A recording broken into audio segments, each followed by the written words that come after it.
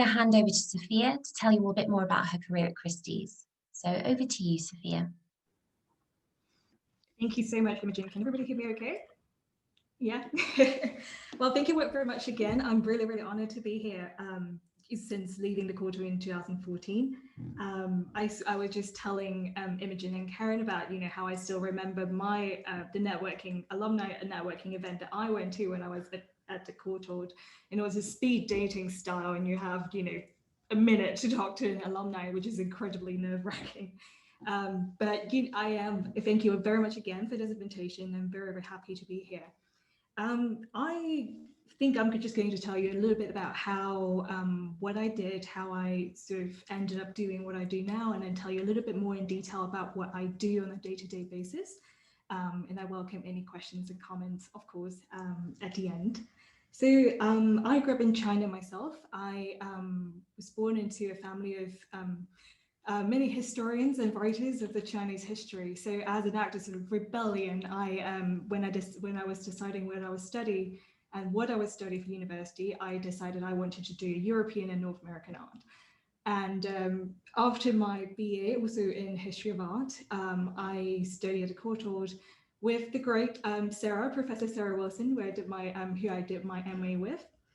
And I was very, very convinced I was going to go into academia and do a PhD. I also happened to be working part-time during my MA for the education arm of the other auction house, Sotheby's Institute of Art, with actually career services and student services in the office.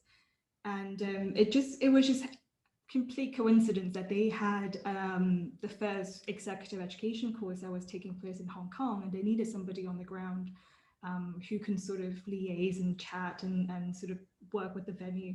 So they asked me, I speak Cantonese and I speak Mandarin, so they said, we're going to send you to Hong Kong, you're going to help on this course. I said, that sounded great, while I was doing my dissertation. And when I was in Hong Kong, I got in touch with the HR at Christie's, where I did internship before, and just asked, do you guys have any opening? Are you looking for anybody? I'm graduating and I'm ready for work. And they said, we actually do, we're looking for somebody in Chinese paintings. And I said, well, I didn't study any of that.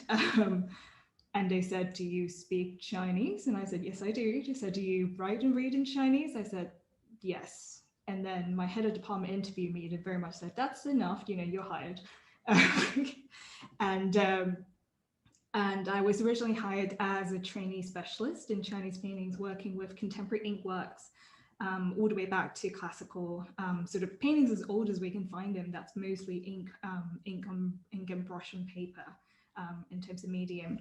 And I was promoted to junior specialist a couple of years later, and I've been an associate specialist for about 2-3 years now. And I transferred to New York office beginning of the year.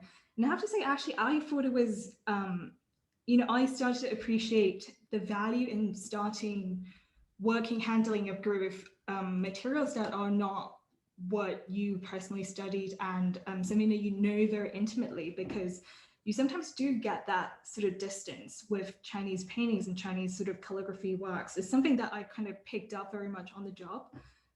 Of course, the methodology is very much the same, and I still, I'm very grateful for what I learned at the Courtauld to treat sort of objects and works of art, to think of it beyond just the image.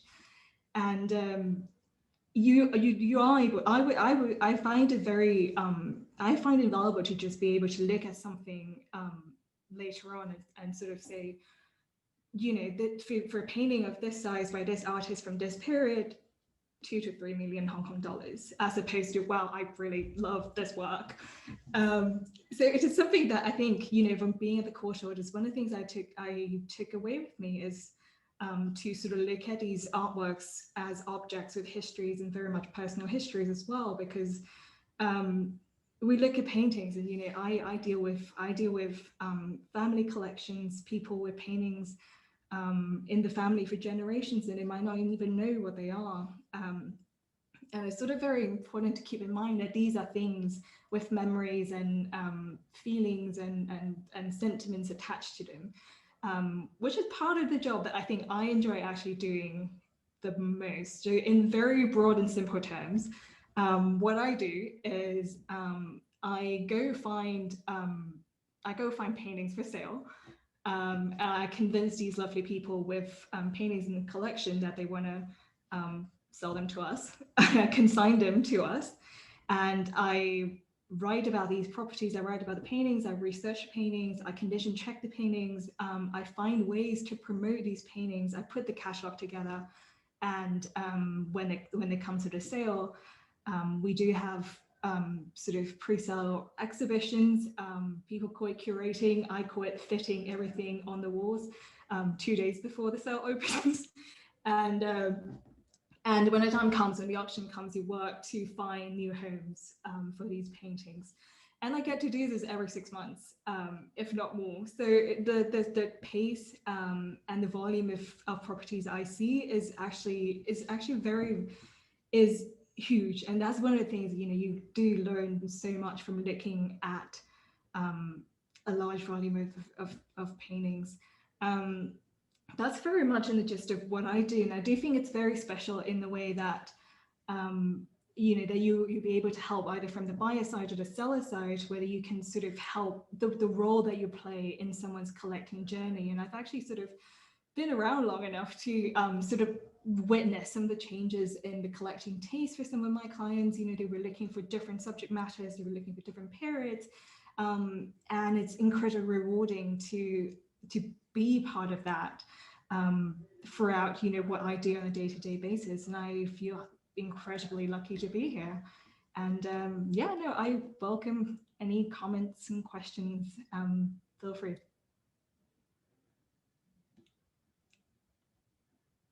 Okay, so my name is Ludovica. Thank you very much for inviting me. I'm so glad to be here. I graduated from the Courtauld in 2018. I grew up in Italy, so very far from Sophia, and I spent my life there until I did all my studies there. My university too, I studied in Milan and in Venice, and then I eventually moved to London, where I worked in sort of like different businesses. So I started with Sotheby's in 2012. I did an internship in the furniture department, and quite surprisingly, I left saying the only thing I discovered is that I don't want to work in the auction world. This is when I was 20, and I just thought it wasn't my thing. But I think, I don't know, I didn't realize probably I was too young to understand what was really going on there. And then I left and I worked in a photography gallery as an intern and then as a gallery assistant. And I basically fell in love with photography. It was a great job for me because I learned doing any sort of things, from literally painting walls to picking up phones, welcoming clients into public space. Like it was a great job that lasted for about a year. I was lucky enough to go with them, help them in New York at a fair, and in Paris too. So it was really great fun. And then I moved on to Marlborough Fine Arts in London for a couple of years. And that was really a sort of game changer for me, because one of my managers there knew someone working in your master's paintings department at Sotheby's. And by that time, I was studying in Venice, and I was studying a lot of Italian Renaissance, Italian paintings, and my interest for old masters obviously grew, and my interest in the auction world sort of came back. And so I applied to the internship program, and I was luckily admitted for 3 months. And then after 3 months, I sort of begged them to keep me for 3 more months. And from then on, I just stayed for then 9 months as a floater assistant. And then I got into the Courtauld. So I left Sotheby's because I really wanted to, like, for me, it was really studying in a UK institution because my aspirations. Can you hear me? I don't know how I got. Don't know until when you heard me, but so then after the Courtauld, I was very lucky because one of my friends working in the Old Master Paintings department left, and she sort of told me a little bit in advance, and I emailed someone in the department, and I tried to just like get the job as a personal assistant of the head of department and the global head of private sales. And I got the job, and I was an assistant for about less than a year, like 6 months. And then the role of private sale coordinator came up. And as I was working already for the global head of private sales, I got the job, and I've been in this role for about a year and a half now. What I think my path taught me is that I had a completely different idea of what I was probably going to end up doing. I thought I would have been more of an academic, more like I really like studying. I love paintings, and now I'm literally on the business side. I do a bit of research for private sales, but obviously I do more deals, contracts. I speak a lot to clients, and for me, it was great to like learn along the way that I could do something different and that I could be suited for something else. And also that I think I know that I've learned a lot, and I'm keeping the knowledge with me, like of Italian Renaissance, paintings and everything. But at the same time, I was so eager to learn about the business. And I think that for the future, it's always good to know, like if you work in the art world, to know the value of what you're selling or what you're buying. And and this is something, I don't know, I just find it very interesting. So my day-to-day duties are basically I coordinate a painting that comes for private sale. So for whoever who doesn't know, private sale is like it's a side business in the auction house, as important as auctions. And basically it means selling a property privately instead of at auction. So it's private to private, or museum to institution to private, private to institution, and the sale is not advertised. It's all done more quietly. So that's why most people don't really know about private sales within the auction house. And so I take care of the painting from the moment it arrives at Sotheby's in the Old Master Paintings department, and I take care of getting photographed, restored if it needs. I get all the due diligence and the contracts, and I help my my managers with the deals, and I take care of all the post sales as well. So it's a great job to speak a lot with clients and know a lot, see a lot of different paintings. And the great things is that I keep, even if I'm not on the specialist side, I handle a lot of paintings. So my interest for paintings is fully filled in. And yes, so I could go on forever, but I will just stop for now.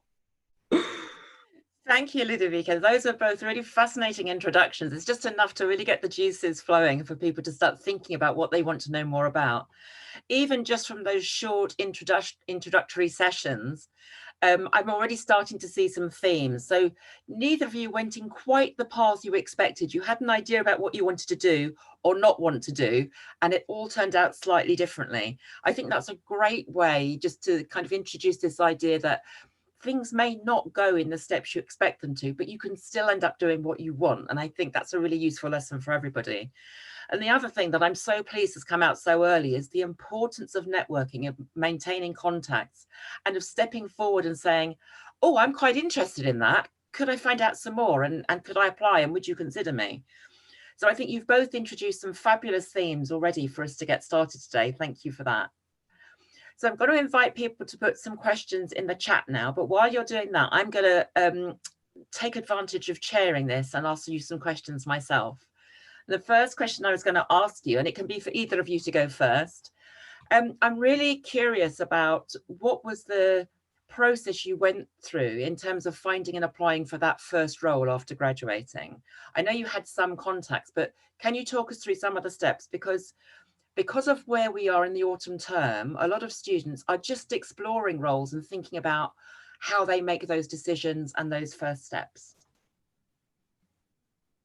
Who wants to go first? Ludovica, do you want to go first? It's fine. So for my role, for my assistant role, so I applied through the website where the role was advertised, and I got then contacted by the HR department, and they called me. So my first interview was over the phone, and it was a very general interview. I think first interviews tend to be very general and more like asking very basic questions. And basically they go through your CV and they just ask you questions, mainly what you learned in this role, why did you leave this job, what did you like of this one? So very general and nothing you really need to prepare. And then afterwards I had another call with HR, a bit more specific to the role. And then I had an in-person interview with both my future managers. And that was really more, the questions were really going around, this is what we need. How do you think you could be the right person for us? So I think in the role of an assistant, which is a sort of entry-level role, where you learn a lot. So I must say, when I applied for this role, I didn't think that being an assistant would have been my dream role. But I knew that within the auction house, being a personal assistant is one of those roles where you learn a lot. And I would encourage anyone not to, if you find an assistant role within an auction house, it's a good job to start with. Just as a general point. So after that, I just had a test, which was really easy. It was mainly writing an email to a client, and then sort of like, they gave me a list of tasks and I needed to sort of like organize them to show them if I am an organized person. So, because obviously prioritizing is one of the main things that you need to learn to do. So it was a couple of questions like this. So to see if I was an organized person, if I knew how to prioritize, and then if I knew how to write a formal letter, and then more specific things like calculating buyer's premiums, so more like applicable specifically to the auction house. But yes, that was it. Excellent. The same question for you, Sophia, as well. So in terms of the first role after you graduated, how did you go about it? Was it because of contacts you had? Was it an advert? How did that work? This is actually my first job, I have to say. I've been working as a bro for past just over 6 years now. But like Ludovica, this is actually very exciting. I had a great smile when I heard you said that. So I did an internship at Christie's in Hong Kong when I was doing undergraduate, and that was in the marketing department. And after the internship, I swore I would never work for Christie's ever again. But you know, precisely as when you pointed out, you only find out things that don't work for you. You know, if you don't try, there's no way of knowing. So I figure out that was not a role that I was interested in. That's not something that I would like to do. For me, it was just because I kept in touch with HR, and I sort of just sent over my CV and said, I'm graduating with an MA. Are you in need of anybody? And I think the role actually, again, came up quite, was a bit of a coincidence, because my head of sale at the time, because we launched the first Chinese contemporary ink auction in Hong Kong in November 2014. And when she was 6 months pregnant, and she would go into, I knew she was going on maternity leave directly after the inaugural sale. So they were very much just priming me to become her cover for about 2 to 3 months before she comes back, and we go on with the next sale. And despite my job title being a specialist, which I find actually incredibly misleading, because there is nothing we do not do. And I just remember being thrown in a very deep end. It's a very steep learning curve in the way that, you know, I had no idea what 36 volt spotlight versus 10 volt, you know, specific spotlight actually meant, but I was picking up all these things very quickly. So that was for me, in retrospect, actually really, really great opportunity to sort of say yes to something, trying it out, and it actually turned out to be something that's worked for the long term.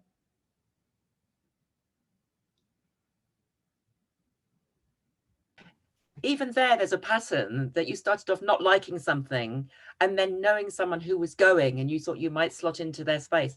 I love the way this works. I talk a lot with students who are trying to get into a lot of art type jobs, that you need to get inside the tent, get in and do something so people can see that you work well. Once you're there, then you can see what's around, make sure people see what you're good at. I think there's some great nuggets of advice there. Okay, Sophia, I'll stay with you as your spotlight at the moment. We've had a lovely question from, let me just find it again. Yeah, what has been the hardest challenge for auction houses resulting from COVID-19? What changes have you had to make to adapt? That's a great question. I speak now, you can't really quite see it, but this is a converted skybox of the Christie's office in Rockefeller Center, where you can directly see the auction room is downstairs. But we've converted it into a bit of a recording studio with proper lighting, video, audio, visual. There is a lot of, I think one of the biggest challenges, I think, to answer your question, is the fact that people are unable to travel, and that has changed the global art auction calendar immensely, just because someone is not able to travel to different, say, art fairs or auction and sell weeks to see the properties in person. I think auction houses and galleries have sort of learned to adapt to way that, you know, how do you sell something remotely, particularly with, and it really differs from category to category, because in terms of an object, say a Chinese Ming Dynasty vase, you cannot handle that in person, you can't see it in person, you can't check the conditions in person. For someone to really to go for it and to bid competitively in an auction, and you know, that is a challenge, and we have to think of ways of how you innovate and how you present things remotely and digitally, you know, whether it could be 360-degree videos that we're doing, these great, you know, virtual events when you have a specialist showing an object, which is what this room is actually typically for. So I would have something I'll be able to show a collector who might be based in Singapore and Taiwan or Hong Kong to say, you know, this is what it looks like, this is the way it is. But we are growing and learning day by day. Thank you. Ludovica, would you like to add anything? Is there anything that you can think of that's changed? Well, Yes, so obviously a lot changed, and I think the incredible thing is that obviously the auction world adapted very quickly, because having so many departments within the auction house, this obviously the auction season is like is spread out the year. So when this thing, I mean, when we were all locked home and everything, obviously it was already the time to adapt. Like there was no time to make changes and to think about the changes. So it was all very quick and I think that everyone has been so proactive in like trying to sell anyway, and I think clients as well have been very responsive, and sales have continued to happen and streamed online with like and probably moved permanently online because of this. Like I think most sales will probably still be online from now on, like even in normal times. So I think it did put the auction world under a lot of pressure, but I think that everyone has been very proactive and everyone came up with great ideas. I think it stimulated a lot the people's minds, and so in this sense it's been like quite a great opportunity for people, I think. It's interesting, isn't it? It seemed so difficult at the beginning, and then gradually you started to understand, but this is a new way of working. This could be really quite interesting. Yeah. I remember I remember like the first week that I was home, my manager called me saying, Ludo, I think it's going to be a moment where you'll probably concentrate more on yourself, on your things. Like, don't worry if you won't have a lot to work. And then I began to be so busy for the following months. I was like, no, it's not happening, even this time. So people didn't really expect to be able to do so much remotely, and in the end, I think it sort of worked out. The next question, Anna asks, what was the most valuable to you when applying for the first internship in the art world? What should you bring up or say when you don't have direct experience in the art world? So what do you say when you don't have experience in the art world? What are the most important things to say about yourself and your experience, I guess she's saying, Well, I think that, so I know a lot of people working now in the auction world that didn't work, that had experience elsewhere before. And also like people obviously coming straight from university that don't have any work experience.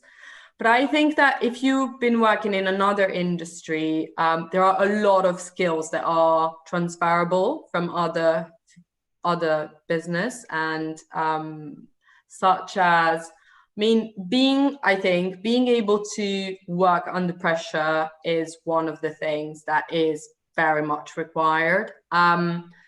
Working for an auction house means that you have to be fast, very well organized, and very able to work under pressure, because obviously everything happens very quickly and you need to be able to cope with it. And that, I think, is something that you can learn elsewhere. I think that compared to working in a gallery or for a dealer, obviously the pace that you work at, it's very different. I think it's comparable. Someone that probably had worked in an investment bank would probably suit very well to the auction world. So that's definitely a skill that is needed. And then what else? I wrote down a couple of things too. I think, I agree with that. I do work well on deadline and under pressure. And this is something that, as a student, I heard quite a bit, that being a specialist in auction house is investment banking for women, which of course is ridiculous, because investment banking should be investment banking for women. But the hours are sometimes long, and the work that you do is for me, one of the things I always look for, because I've interviewed a few of our, I participated in a few interview days for our graduate trainee program in Hong Kong. One of the things we always look for is willingness to work. Someone who has great work ethics, someone who has attention to detail, someone you can count on, someone who's reliable, someone you can count on. I think in terms of what you study, what you know, in terms of the actual objects themselves, the learning never really stops anyway. So there are things that, you know, and the things you approach, the methods with which you approach an artwork is transferable between fields. Great, that's really helpful. There's another nice question here. Let's see, where is it again? What has been the most important thing you learned at the Courtauld, which you have taken forward with you into the commercial world? This is something I always remember. Sarah, the great Professor Sarah Wilson, she will always say, and she was actually the person that instilled all of this in, I think, the group of us. I speak for the global conceptualist, that no matter how many essays you have to do and how many library books you're carrying with you, you would always go to these, she always took us to these gallery openings, cocktails, drinks, industry events. And then she said, afterwards, you go back to the library and you finish your essay. Absolutely. Let's find another question now. This is for you, Sophia, specifically. Since you mentioned you studied European and North American art, what is the process of becoming a specialist in something so different like? What do you think was the most important skill or quality that you had that made you able to make such a jump successfully? So you mentioned, Ashley says you mentioned your language skills, but you will have had to make that jump from what you studied into a different area of specialism. What made that successful for you? What did you need to do or be? I actually feel like it's given me a great perspective, because you are able to sort of interpret an Asian work of art and to sort of talk about it in a language that is universally understood and appeal to a wide range of collectors. So that's actually some of the things that I keep thinking about, because people look at Asian art and you sometimes think, well, this is, you know, not for me. But actually is a great collecting category in terms of painting. So I started with working with contemporary Chinese ink paintings, where I got the opportunity to work directly with a lot of the artists, some of which were actually living either in France or in the United States, not in China, outside of China. So a lot of the sort of way that I think some of the earlier scholarship on these artists were very much sort of interpreted from a non-Asian, so to speak, kind of point of view.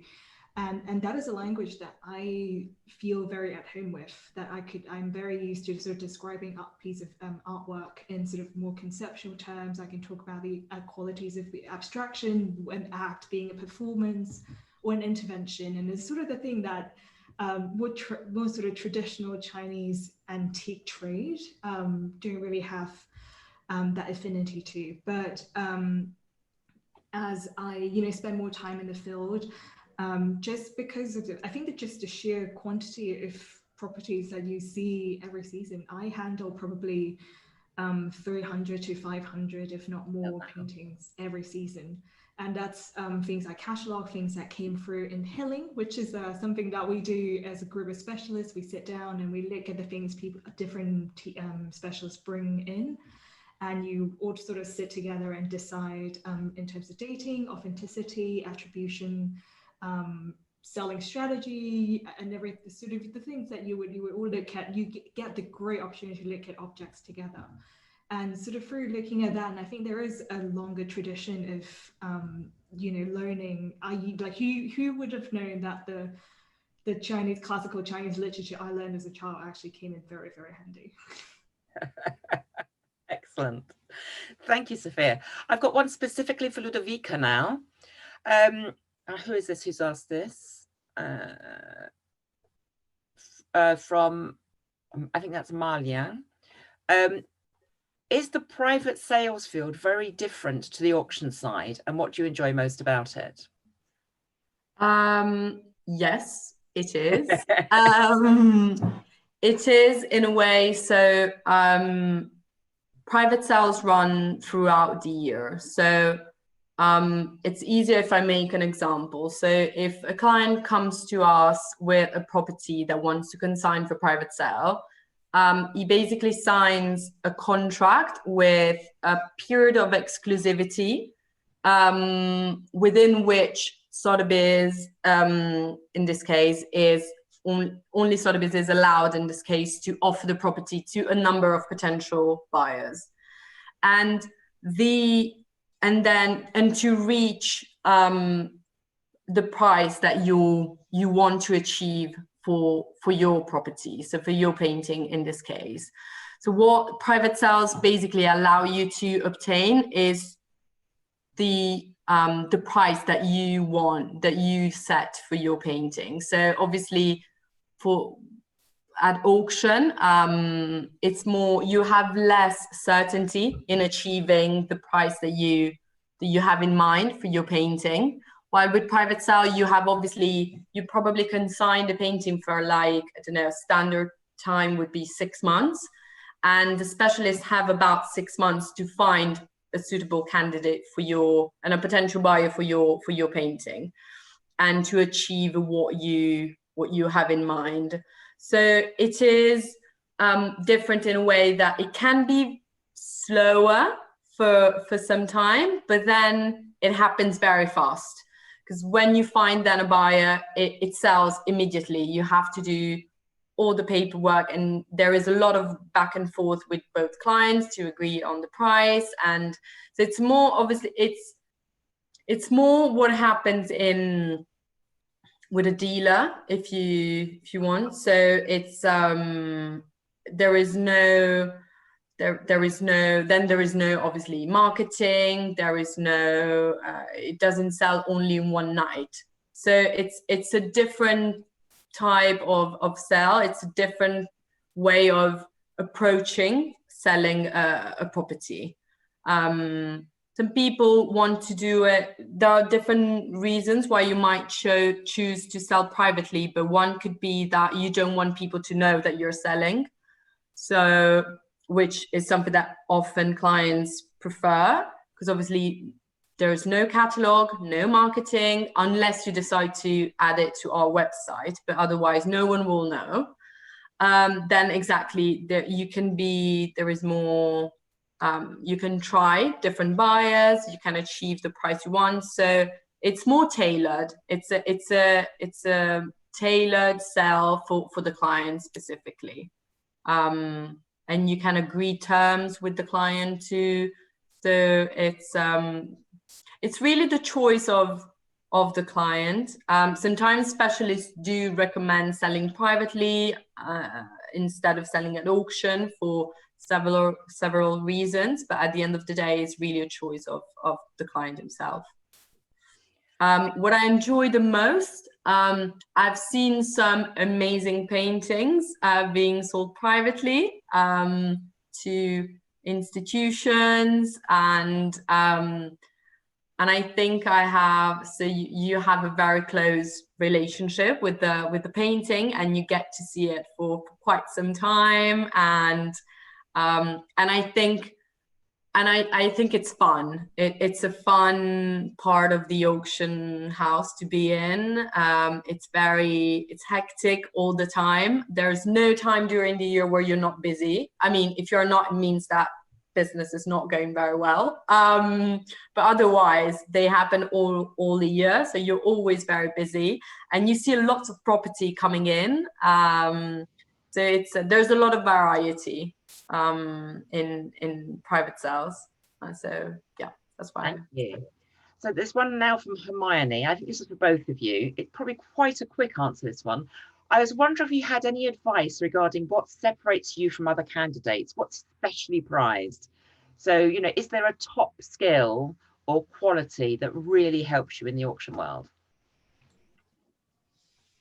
For me, I think it's really it's the people skills, and particularly I think that is one of the reasons why our work is very, very rewarding, because you are not just handling, we call them properties, they're artworks, but we do call them properties for sort of reasons you think that they're objects, but to understand why somebody would like to sell them, or what motivates somebody to part with their artwork, and actually what motivates them, what compels someone to, what's the psychology behind somebody who want to buy a painting and want to own a painting.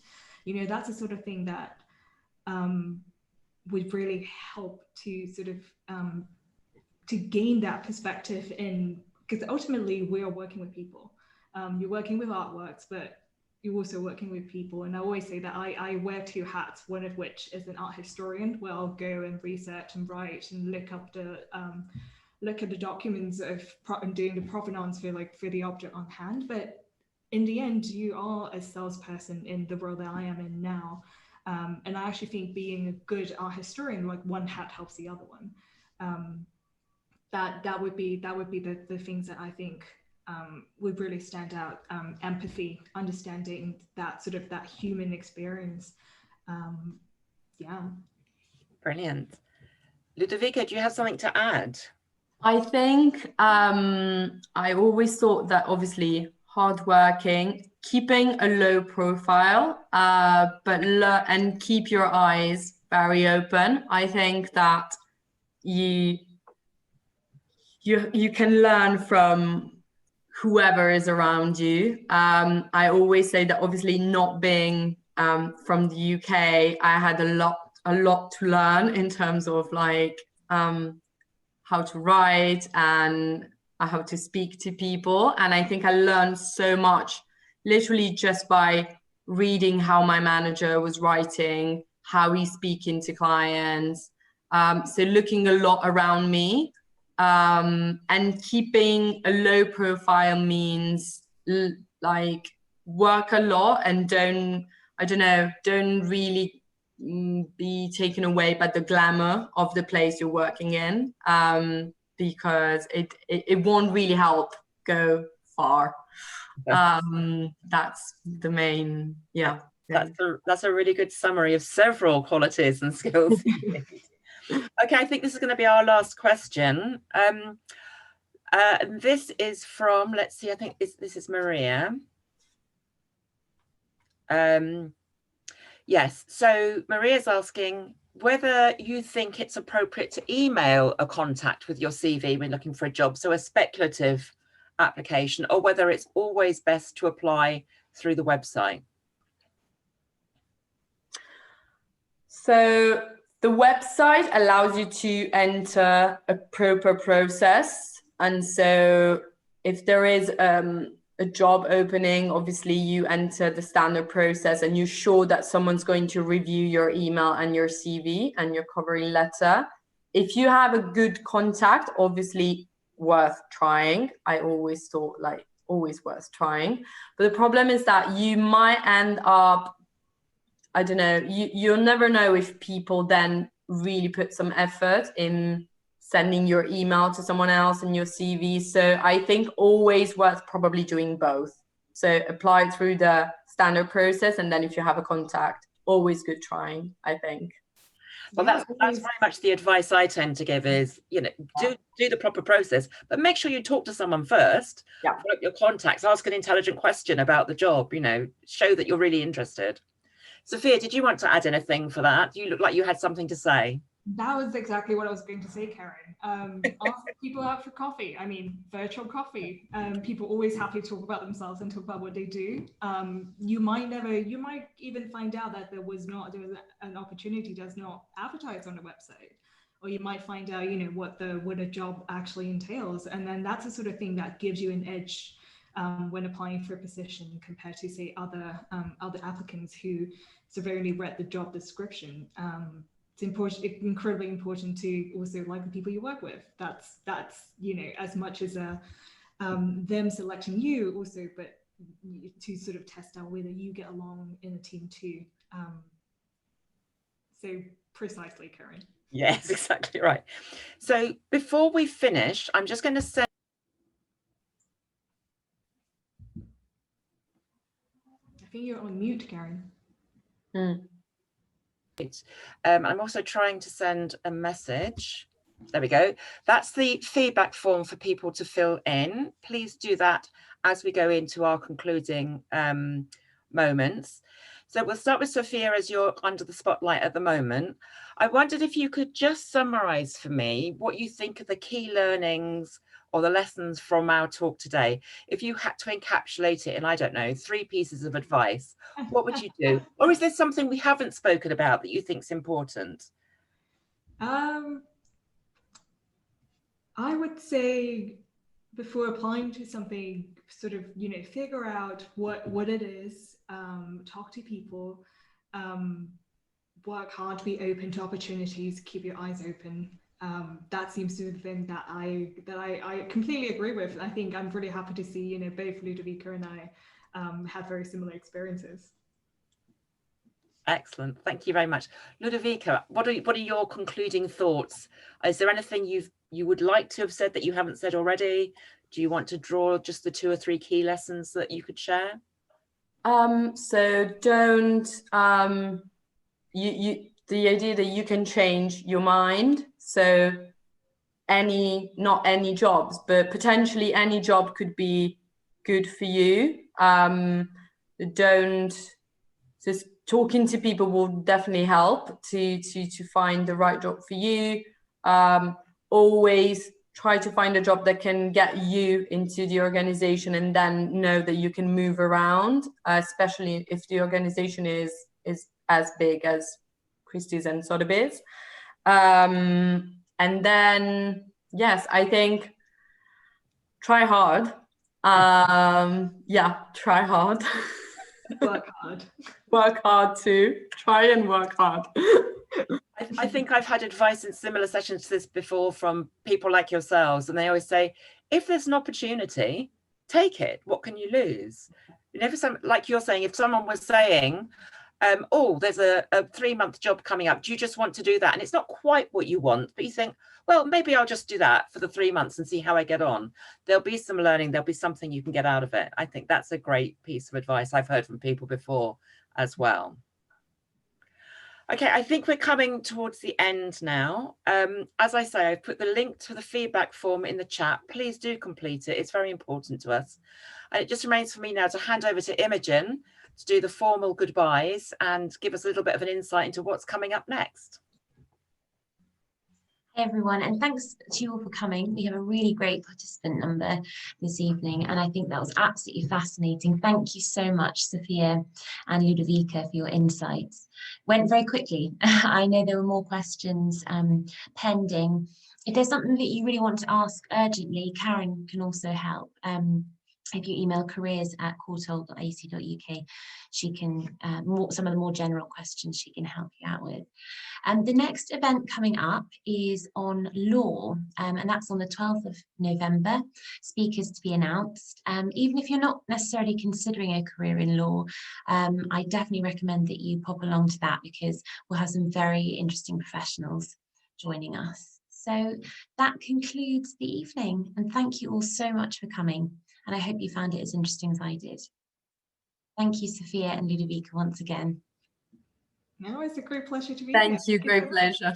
Thank you, and have a good evening, everyone.